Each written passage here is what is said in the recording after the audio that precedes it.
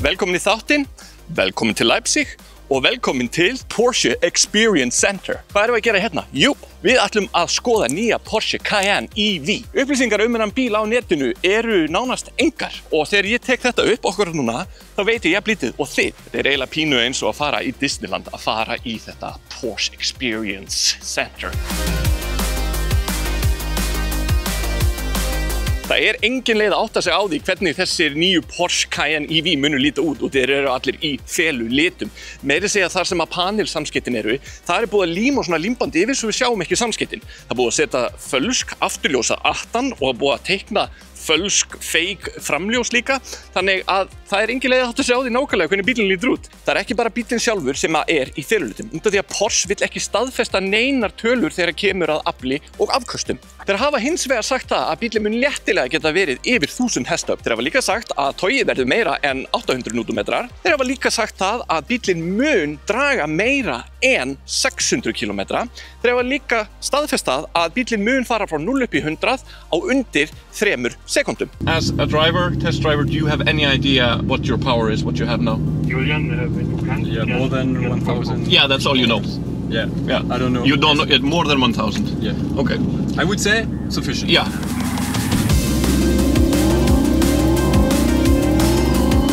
Like this car must weigh over 2 tons, right? Yes. How in the name of hell do you have so much grip then? I do not understand. The active ride. Yeah, the active ride. Those are the standard road tires. Yeah. The Goodyear is 22 inch. And this car has rear wheel steering as well? Yes. Yeah. It's not the speed. Well, the speed is impressive, obviously, but it's how you keep the speed on the road without dying. You're on a family SUV. Yes. You know, this is, you know. Don't expect such a handling from an SUV car. In the center, we have a 60% incline. 60%? Yeah, and on the left-hand side, we have 80%. Okay. But going up 60 would be quite boring, so Yeah. I would say we will start with going up 80. Það var 80% brekka. You're literally driving up a wall. Yeah, and without a problem, no traction loss. This is ridiculous. And the best thing for these extreme situations is in an electric vehicle, we have the torque instantly. Then I just click the lever up. Now the whole system is white, so it's active. And when I now slowly go down the hill, the whole system shifts from white to green. It now recognized that we are in a downhill section. Right now, I'm actually You take your foot off the gas. I'm going to take my foot completely off the brake. You're not doing anything now. The car is controlling the descent completely on its own. But what's now really important, you see the car is just staying level. Yeah. Because we have the active ride on board. Yeah. So even through these steep bumps or deep bumps, the car is just staying stable. Hérna sjáum við nákvæmlega hvernig aktíva fjöðrunin á nýja Porsche Cayenne virkar. Aktíva fjöðrunin er eiginlega með ákveðið mission. Missionið hennar er það að halda miðju bílsins hvað mest stabíli. Og hérna sjáum við hvernig það virkar. Samspilið á milli þessa fjöðrunarpunkta. Right here, we are now putting the car onto this little slope. Okay. So all 4 wheels onto this area right here, onto the pavement. Okay, so we're leaning 25 degrees now. Yeah. And now we're actually going to do a 180-degree turn to the left. Okay. So I actually have to take a look through my side screen to go around right here. So therefore, because it's such an incredible angle, sometimes as a driver in the off-road area, you don't know which way is the right way to keep my wheels straight, but therefore I can just take a look into my center screen and therefore I know, okay, this is straight or not. Yeah. Even though we don't have any official numbers of how deep it can go, we are going quite deep, I would say. Yeah, it's... I would say it's more waterproof than a Tesla. That's something you wouldn't do with your own car. Well, not if it's a Tesla. You as a test driver, do you know how powerful your car is now, or you don't even get to know the numbers? Unfortunately, right now I don't know any numbers. So you are in the black like us, basically. Yeah. You know as much as me right now. Það sem var líka merkilegt áðan þegar við vorum að keyra utanvegar var það að bíllinn beygði óbúðslega vel. Hann gat eiginlega beygt á tíkalli. Ástæðan fyrir því var svo að bíllinn beygði afturhjólinn með. Ef þú ert að keyra bílinn á undir 100 km hraða, þá beygja afturhjólinn í gagnstæða átt við framhjólinn. En aftur á móti, ef þú keyrir yfir 100 km hraða, þá beygja afturhjólinn með framhjólunum. Þetta var bersýnilegt þegar við vorum að keyra út á Kappakstursbraut út af því að bíllinn, hann lét að stjórn eins og Formúlu 1 bíl. Ég vissulega að ýkja, en hann lá eins og klessa og tók allar hárnálar eins og einhver afturhjóla Porsche 911. Þannig að er þessi bíl það besta frá báðum heimum? Er þetta Kappakstursbíl sem getur farið utanvegar?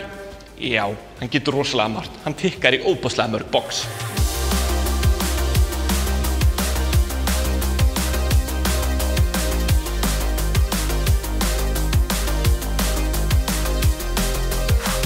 Þá komum við að party-trikkinu sem þessi bíl hefur upp á að bjóða. Hann getur hlaðið sig þráðlaust.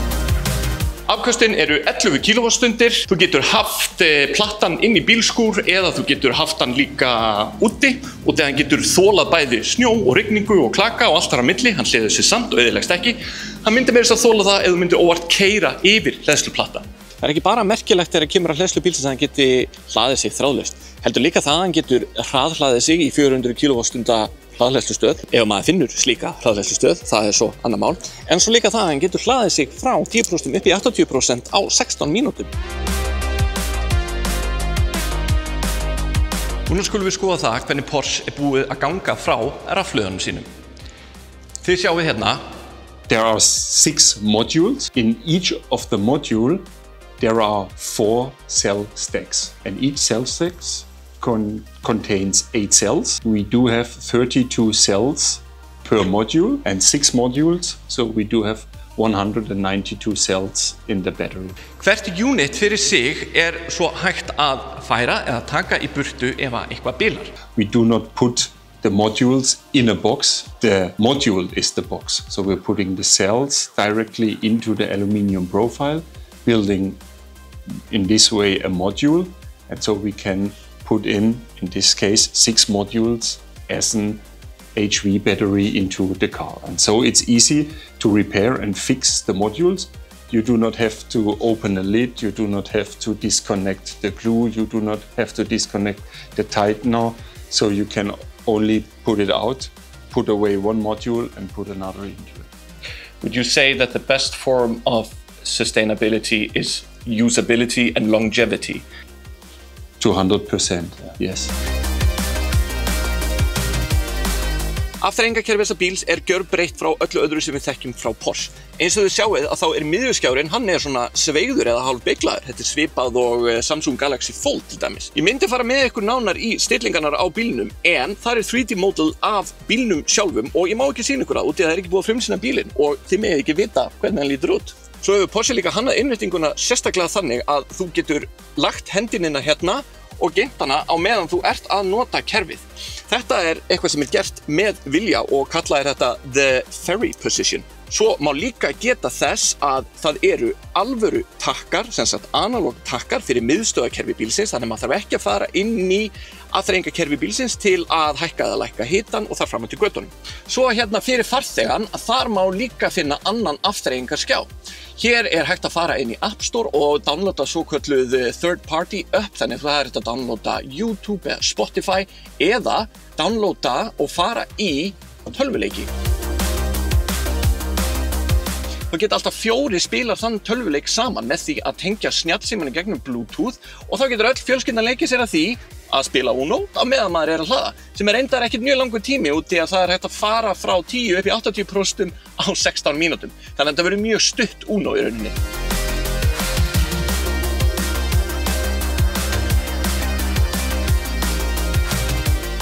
Ég get ekki haft mig átt hérna og það fullt að gerast fyrir aftan mig. En hérna sjáið til dæmis þráðinn sem að Porsche notar. Og leðrið sem með. Þetta rosalega fallegt. Mér finnst alveg galið að hugsa til þess að þessi Porsche Cayenne, hann gat keyrt upp 80 gráðu bratta brekku á nokkura vandamála, en svo gat hann líka farið út á kappakstursbraut og keyrt hana eins og þetta væri formúlu E-bíl. Á nákvæmlega eins dekkjum, á nákvæmlega eins felgum, það var allt nákvæmlega eins.